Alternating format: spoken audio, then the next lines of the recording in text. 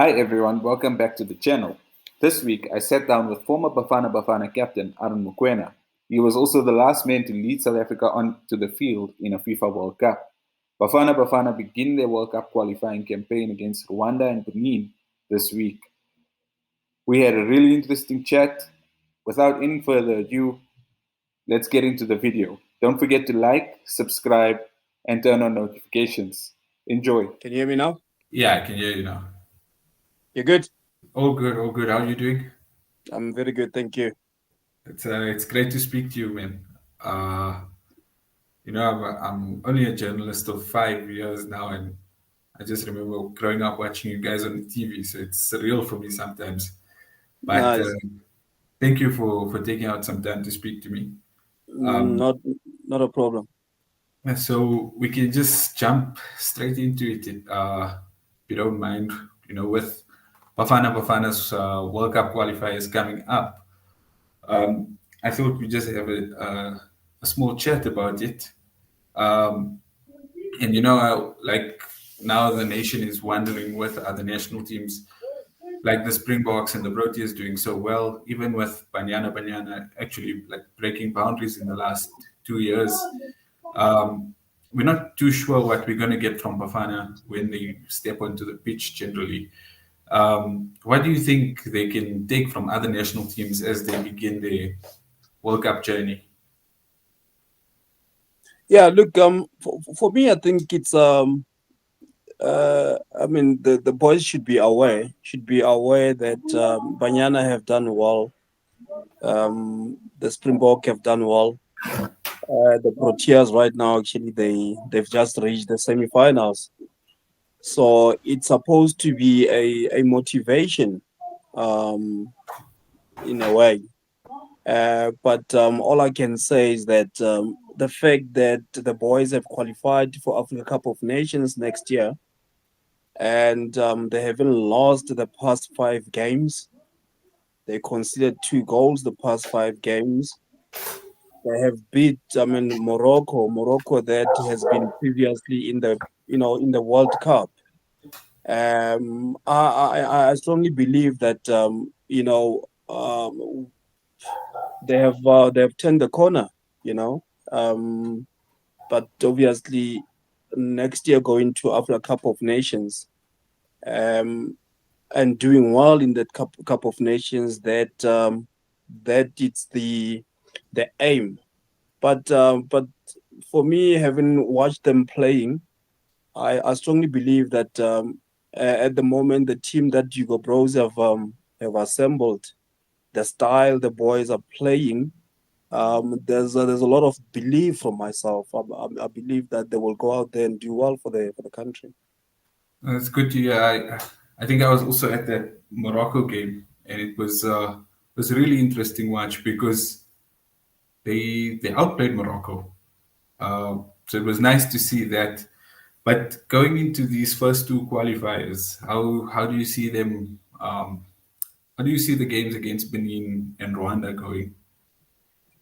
I mean, the first game against Benin, yes, World Cup qualifier, both games. Benin, um, we play in Benin in Durban on Saturday, which is a home game, and the next game against Rwanda will be away in Rwanda. Um, for me, really, I still say the fact that we have beat, you know, two good, I would say, the giants of African football, Ivory Coast and Morocco, in the practice matches. Um, I think we absolutely have to. We have to beat Benin. We have to beat Rwanda. It's a tight group that we in. Um, Benin, Rwanda, Zimbabwe, Nigeria. For me, the only tough probably game, it has to be Nigeria as usual.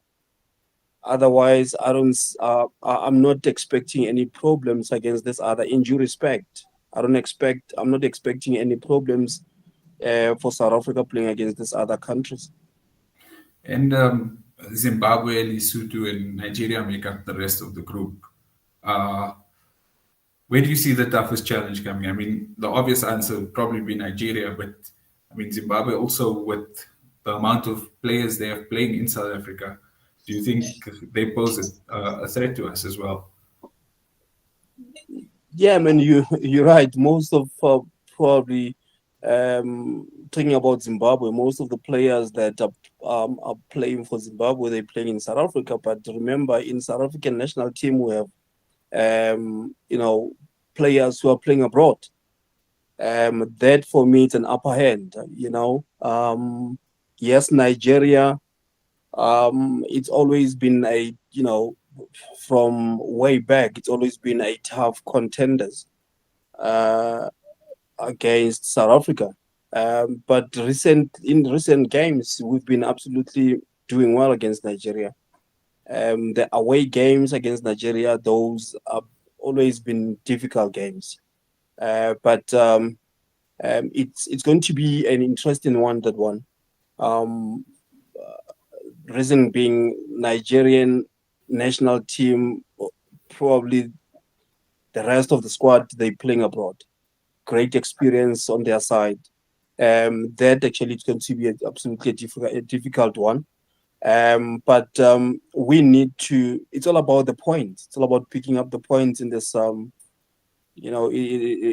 this journey that they will be obviously taking part on. Um, the quicker they collect points, the better. More especially before they go to play Nigeria. And then, like we mentioned that Morocco game again, I said I was there. For me, like Bafana Bafana standout player most of the time is Basitao. And I noticed that night, whenever the ball goes out to the right, he's got the crowd on their feet, and he's mixing it up on that wing, going on the inside, going on the outside, and he's really creating for the team. And how important do you think he's going to be for these qualifiers? No, massively, massively important. I think he grew in the game, more especially as he's been playing abroad in Belgium, and of course in Egypt for Al Ahly, playing in Champions Leagues. That's an experience, the experience that no one can really buy. This game's a game of experience, and the more you play those international matches, your Champions League, your African Football League, that's an experience, So he has shown that he showed that he's one of the important player in South African national team, a player that can create opportunities for us, can score goals for us. Um, so yeah, for me, I think he's quite vital that in each and every game he shows the leadership. I think at this point in time, yes, Ronwen is the captain, but uh, Percy, he stands out as well. He stands out as one of the leaders of the team. So he's very vital actually in that Bafana group. And then sticking like on the point of attack there, uh, I mean, there's really good link up between those front four. I'd call it. It's usually Motiba, Tembazwane, Persitao, starting in those front positions. Lyle Foster was not going to be available, obviously, but I mean, I think the last the last two friendlies, they just seem to be a bit of a lack of fluidity in the front there.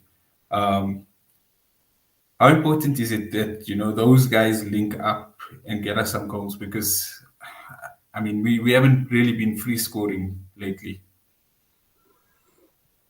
Yeah, no, I mean, I probably tend to disagree that there hasn't been, um, you know, uh, scoring goals. I think look at the 5 games that we played.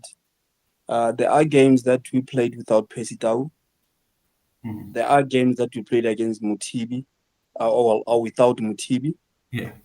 Um, there are games that we played against Klongwani. We played without Klongwani. So I think Hugo Bros,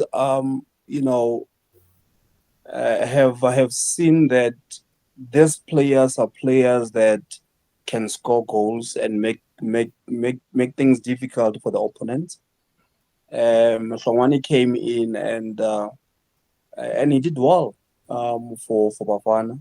Percy always when he came in, he's always a threat for the opponent. Mutibi, he's been injured. I think for this game against Benin, he will be injured. He will be absent and Rwanda as well. But he came through and after being injured for a very long time, so he's coming back now, as he's doing well in France. Um, so I really don't think that there's been lack of goals. I think the only game that they played without really goals, it's the previous game against was it Eswatini?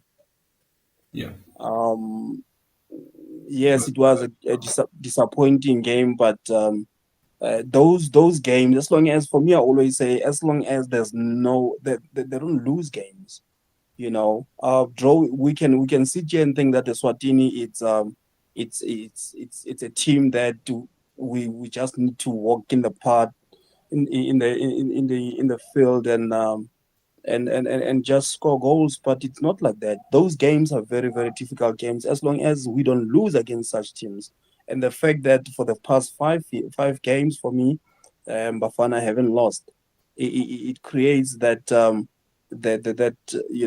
that positive mindset to me. That's why I'm saying I'm really, really um, hoping, and with the way they've been playing, um, they will go to Cup of Nations and absolutely do well. And it's a must. It's a must that we qualify for this upcoming, World Cup 2026. Of course, with I would say the advantage. That's how I'm going to put it. Back in the years, we used to have 4 teams that get 4 spots in the World Cup. Now we have 9 teams that can qualify for the World Cup. That for me, I think it's absolutely an advantage for Bafana Bafana. It's a must. It's a must that this time around we absolutely need to qualify. And I think like it's interesting that you mentioned that. I think we've fallen short. It's so like barely short at our last few attempts.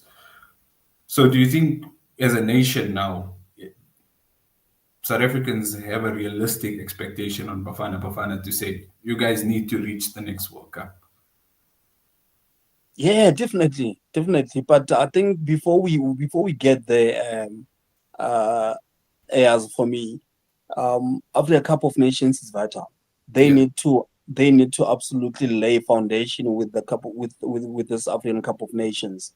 It won't be easy, but that this Cup of Nations will absolutely, set the bar for the national team. But coming back to the World Cup, exactly as I said, the fact that we now have 9 spots of African nations to qualify for the World Cup. We cannot we cannot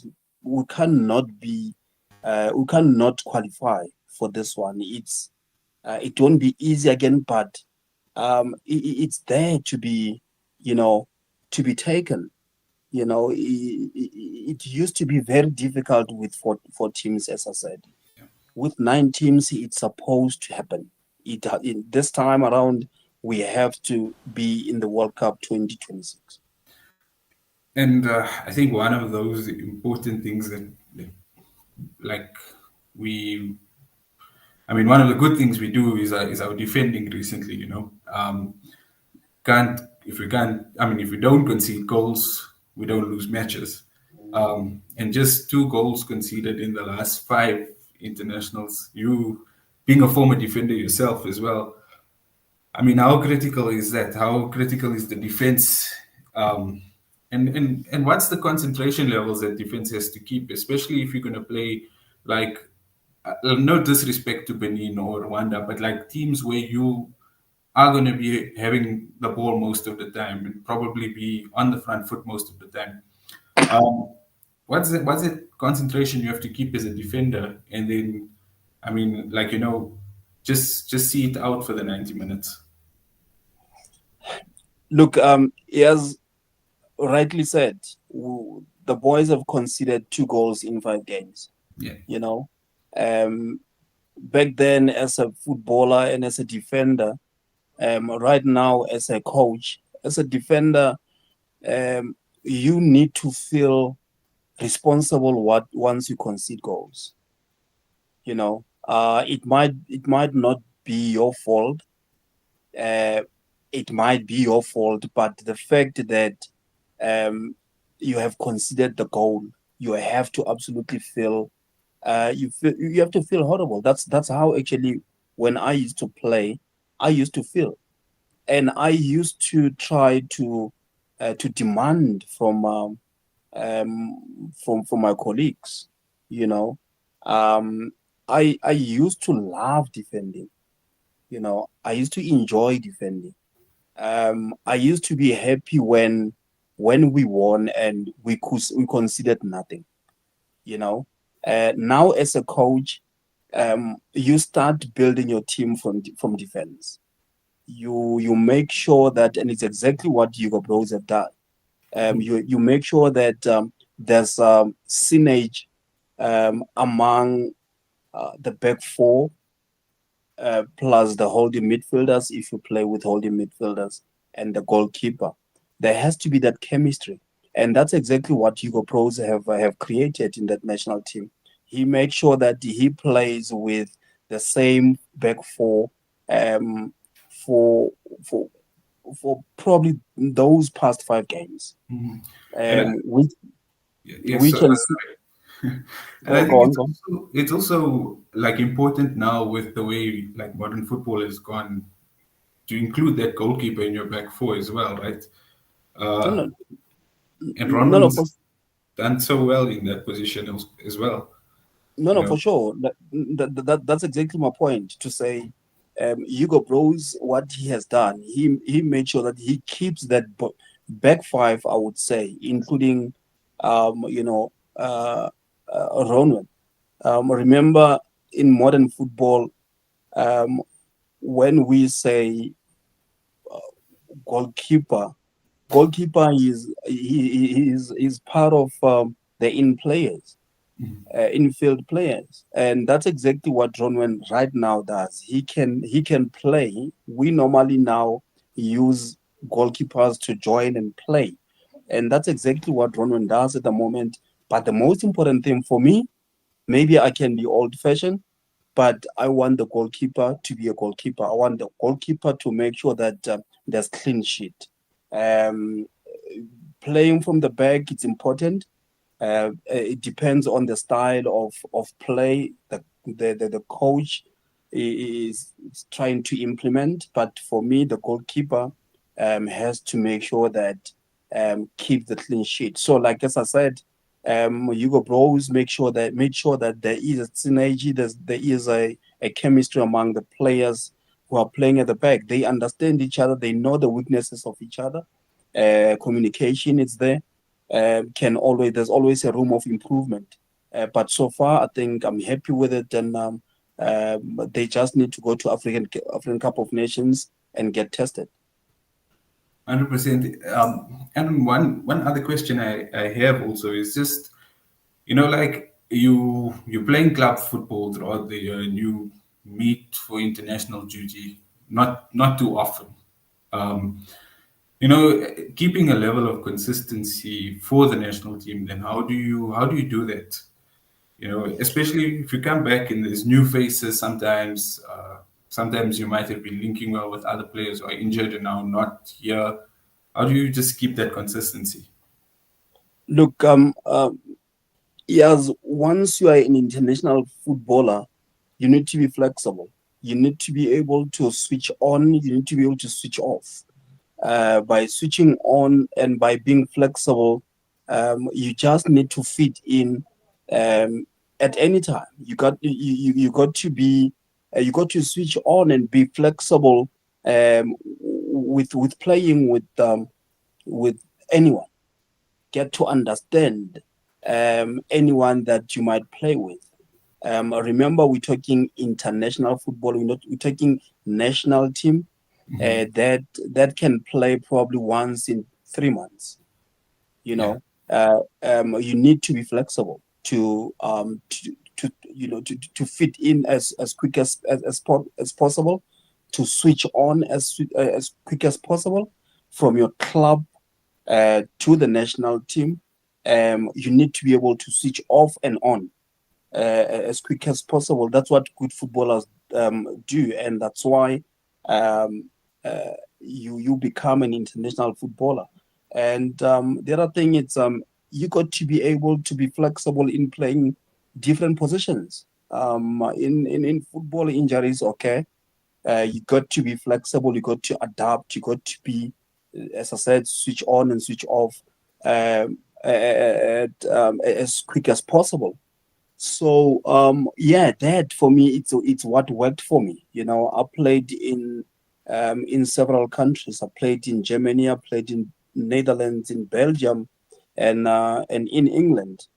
Um, and I had to come to South Africa and represent the country. So I had to make sure that from club level to international football or to the national team, I get to switch on. I'd get to switch off as quick as possible and adapt and try to fit in the coach's philosophy. So that have worked for me. It's a practice. It's something that as individual you need to train yourself, and the more games you play, the better you become. And then lastly, I mean, you were the last captain to represent us at the World Cup. Oh Um, yes, I forgot about yeah. that. Uh, I don't know if you don't mind, like talking through the feeling of playing in a World Cup, playing at the highest level, and then if you could now walk into the Bafana Bafana dressing room and just give these guys motivation to get there, what would your message be to them?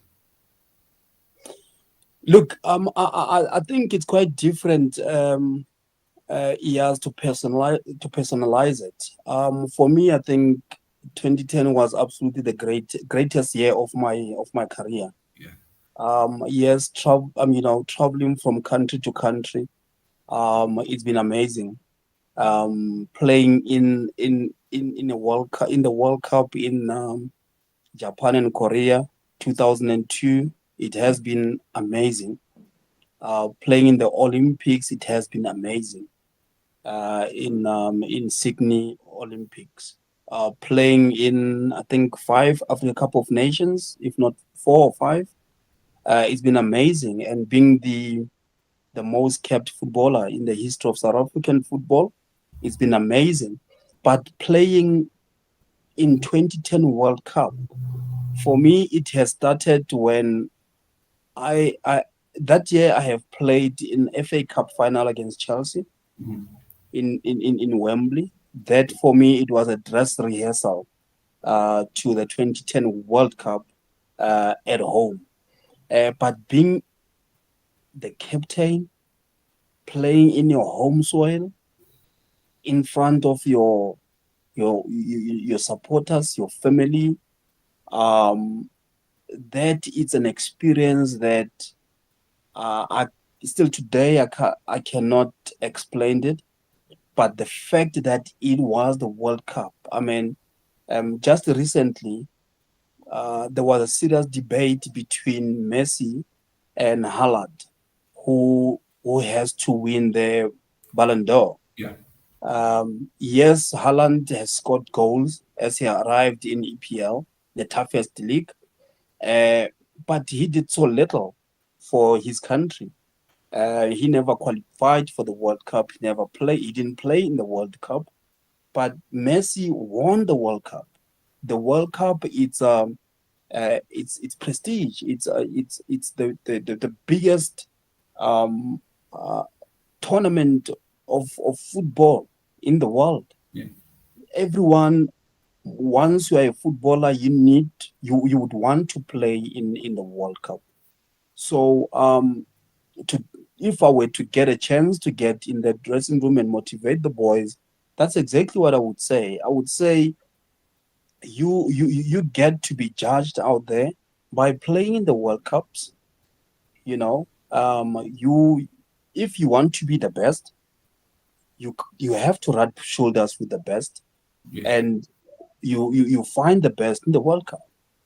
You know, whether it's World Cup at home or World Cup wherever, but the World Cup is the highest.